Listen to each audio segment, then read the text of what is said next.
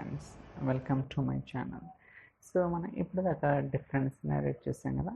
So ఈరోజు ఏంటంటే Azure synapse analytics అనేది will try to understand. Okay, so మనం ఆల్రెడీ సినాప్స్ స్టూడియో క్రియేట్ చేసామన్నమాట. సో బేసికల్గా మనకు తెలుసు కదా, ఇక్కడ సో ఇది హోమ్ పేజ్ అనమాట. ఇక్కడ మనం ఏదైనా సర్వీసెస్ అనేది క్రియేట్ చేసుకోవచ్చు.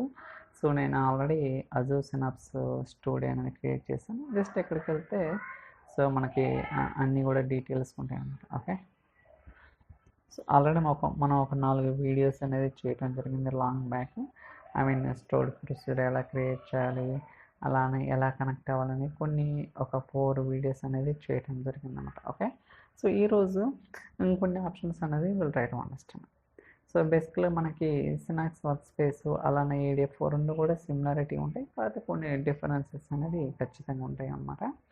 సో మీరు అబ్జర్వ్ చేస్తే ఇక్కడ మనకి సో ఇదేంటిది, ఇక్కడ మనకి డిఫరెంట్ ట్యాబ్స్ ఉంటాయి. డేటా, అలానే డెవలప్, అలానే ఇంటిగ్రేట్, అలానే మానిటర్ అండ్ మేనేజ్. ఈ రెండు మనకి ఏడిఎఫ్లో కూడా ఉంటాయి. ఓకే, సో ఇది ఏడిఎఫ్ కదా, చూడండి ఇక్కడ మేనేజ్, ఇక్కడ మానిటర్, మేనేజ్ రెండు ఉంటాయి. బట్ ఇక్కడ ఏంటి ఆథర్ అని ఉంది, బట్ ఇక్కడికి వచ్చేసరికి so data, develop, integrate. Okay, ఇలా సో డిఫరెంట్ ఆప్షన్స్ అనేది మనకి అజూర్ డేటా ఫ్యాక్టరీకి అలానే అజూర్ సినాప్స్ అనలిటిక్స్కి డిఫరెన్స్ ఉన్నాయన్నమాట. ఓకే, సో అఫ్కోర్స్ ఇంకా చాలా ఉంటాయి అనుకోండి, వాటి గురించి మనం డీటెయిల్గా గోయింగ్ ఫార్వర్డ్ అయితే డిస్కస్ చేద్దాం. సో ఈరోజు మనం సో డేటా సెట్స్ ఎలా క్రియేట్ చేయాలి, అలానే సో ఎక్స్టర్నల్ డేటాని ఎలా కనెక్ట్ అవ్వాలనేది కూడా will try to understand. So మీరు ఇక్కడ మనకి సో ఈ ప్లస్ ఐకాన్ మీద క్లిక్ చేస్తే మనకు డేటాబేస్, అలానే lake database, connect external data, integration data set, అలానే బ్రౌజ్ గ్యాలరీ, ఇలా మనకి డిఫరెంట్ ఆప్షన్స్ ఉంటాయి కదా. So for example SQL database మీద క్లిక్ చేసానుకోండి, మనకి 2 టైప్స్ ఉంటాయి సీక్వల్.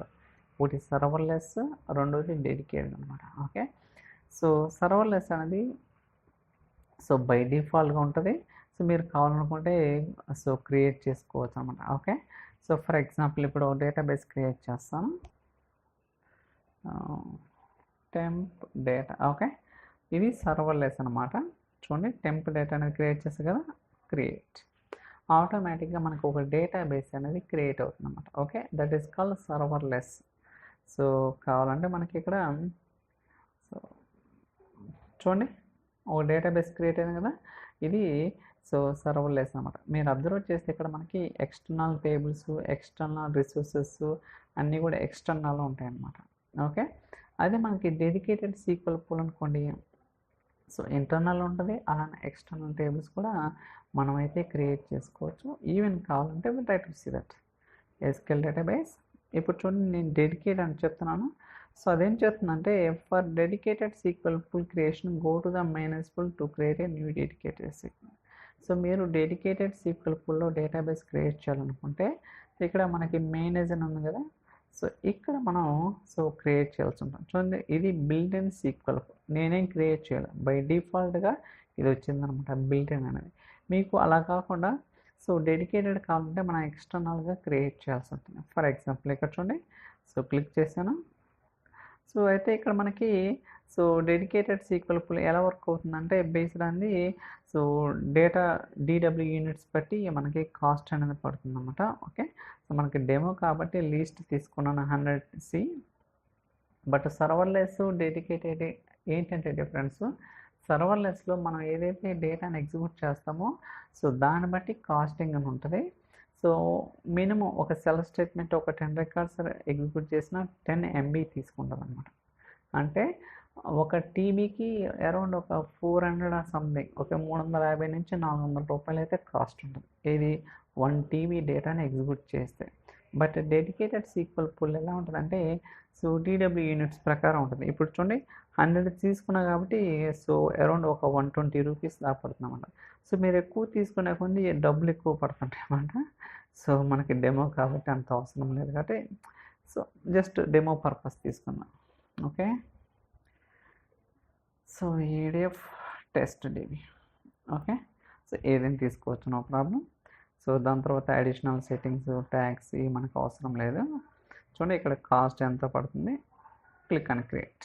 ఓకే, ఇది ఒక 3-4 మినిట్స్ అలా పడుతుంది, ఎందుకంటే అన్నీ కూడా సో ఇంటర్నల్గా అన్ని డిప్లాయ్మెంట్ జరగాలి కాబట్టి ఒక 3-4 మినిట్స్ పడుతుంది. చూడండి డిప్లాయింగ్ అని వస్తుంది కదా, ఇట్ విల్ టేక్ 3-4 మినిట్స్.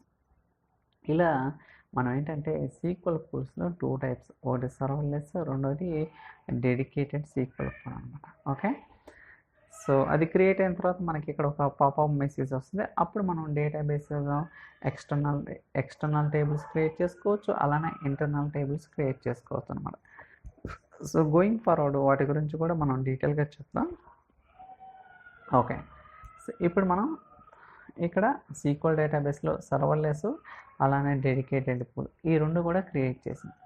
అలానే మనం లింక్డ్ ఇలా ఉంది కదా, సో డేటా సెట్స్ బై డిఫాల్ట్గా మీకు ADLS Gen 2 ఏదైతే అకౌంట్ ఉంటుందో ఆ అకౌంట్ అనేది మనకి ఇంటిగ్రేట్ అవుతుంది అన్నమాట. Okay, Azure Synapse అనలిటిక్స్కి.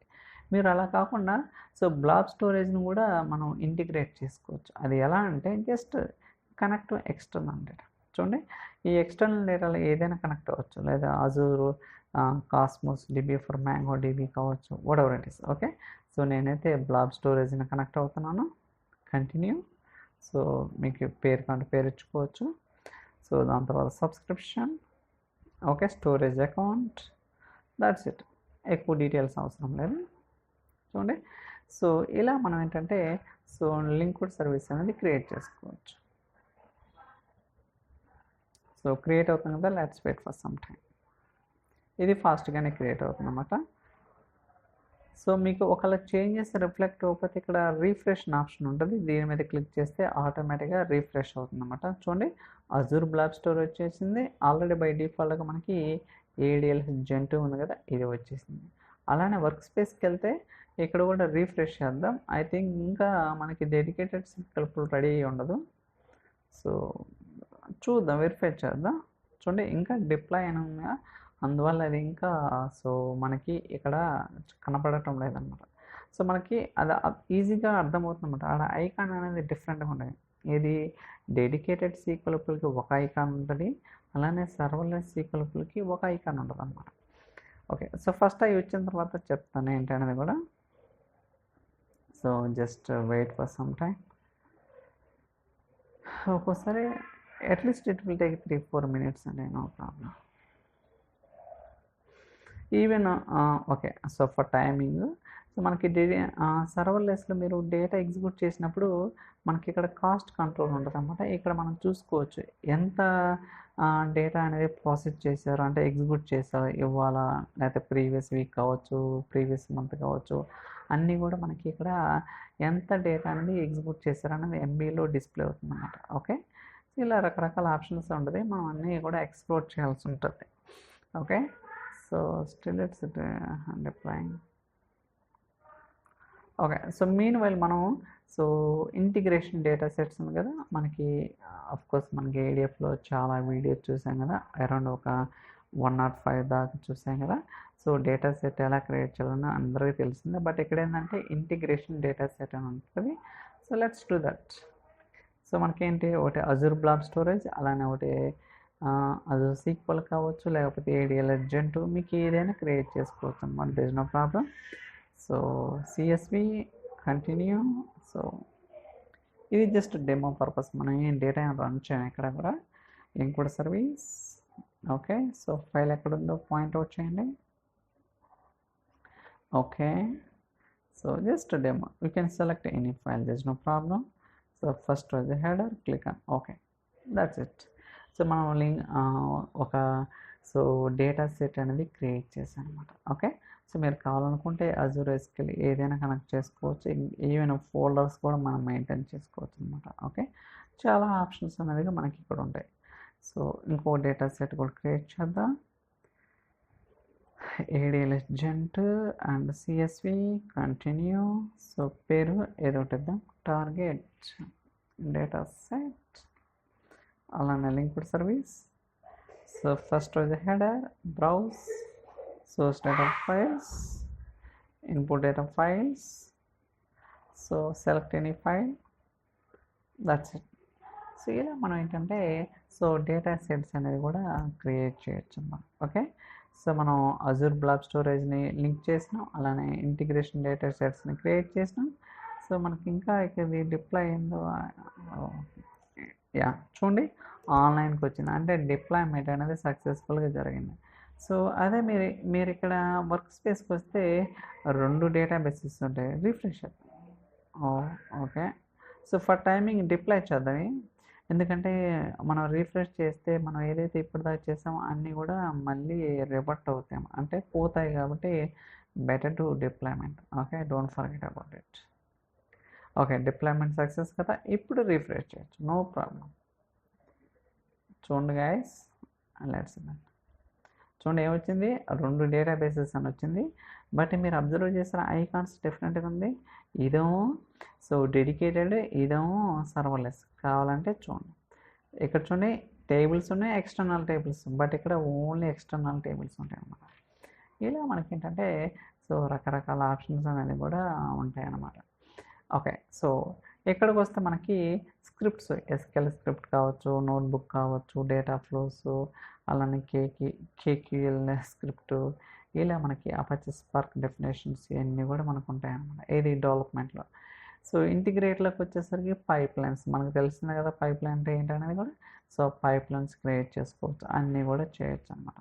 Okay, so అలానే మనకి ఇక్కడ సో డేటాబేసెస్ అని చెప్పే కదా. సో ఇక్కడ కూడా మీరు సో ఏదన్నా స్క్రిప్ట్ రాసుకోవచ్చు అనమాట. ఓకే, సో స్క్రిప్ట్ కానీ లేకపోతే నోట్బుక్ కానీ, so we can define it anything. Even మీరు ఎస్క్యూఎల్ ఎండ్ పాయింట్ ఉంటాయి అన్నమాట. అంటే చూడండి ఇక్కడ మనకి 2 ఎండ్ పాయింట్స్ ఉన్నాయి, ఒకటి సర్వర్లెస్ ఎండ్ పాయింట్, అలానే ఒకటి dedicated sequel. So for example dedicated SQL కదా, ఇది కాపీ చేసి మన SSMSలో so connect database engine. So I think already ఉంది చూడండి, ఇది dedicated SQL. Let me give the password. Okay, so remember password, connect, that's it. Okay, మనం dedicated sequel pool అనేది సక్సెస్ఫుల్గా కనెక్ట్ అయ్యామన్నమాట. ఈవెన్ సర్వర్లెస్ అని కనెక్ట్ అవ్వచ్చు, నో ప్రాబ్లం. కావాలంటే ఎక్స్పెండ్ చేయండి. ఇక్కడ ఏమొచ్చింది, ADF టెస్ట్ DB వచ్చింది. అదే కదా మనం ఈ పేరు ఏంటిదంటే మనం ఏదైతే డెడికేటెడ్ సీక్వెల్ పూల్కి ఇచ్చామో సేమ్ అదే నేమ్ వస్తుంది అనమాట, కొత్తగా నేమ్ రావాలి. మీరు ఎన్నైనా క్రియేట్ చేసుకోవచ్చు, ఒకటే ఉండాలని లేదు. You can create multiple dedicated sequel pool మీకు రిక్వైర్మెంట్ బట్టి. అలానే ఇది సర్వర్లెస్ సీక్వెల్ ఎండ్ పాయింట్ అనమాట. ఇది కూడా మీరు SSMS ద్వారా సో కనెక్ట్ అయ్యి మీకు కావాల్సిన ఎక్స్టర్నల్ టేబుల్స్ కానీ వ్యూస్ కానీ ఏదైనా క్రియేట్ చేసుకోవచ్చు. సో యా, ఈవెన్ ఇక్కడ కూడా మీరు స్క్రిప్ట్స్ అనేది రాసుకోవచ్చు, SQL script what ever it is. Okay, so ఇలా మనకి రకరకాల ఆప్షన్స్ అనేది ఉంటుంది అన్నమాట. సో ఇది జస్ట్ ఇంట్రొడక్షన్. గోయింగ్ ఫార్వర్డ్ మనం అన్నీ కూడా ఎక్స్ప్లోర్ చేద్దాం. లైక్ ఇంతకుముందు ప్రీవియస్ టెక్నాలజీస్ ఎలా ఎక్స్ప్లోర్ చేస్తాం, ఇది కూడా ఎక్స్ప్లోర్ చేద్దాం. So I think yeah, that's all for this video. ఈ వీడియో మీకు నచ్చిందని అనుకుంటున్నాను. ఇన్ కేస్ ఈ వీడియో కనుక మీకు నచ్చినట్టయితే like, share, subscribe. So thank you so much for watching. We'll catch you in the next video. Bye bye.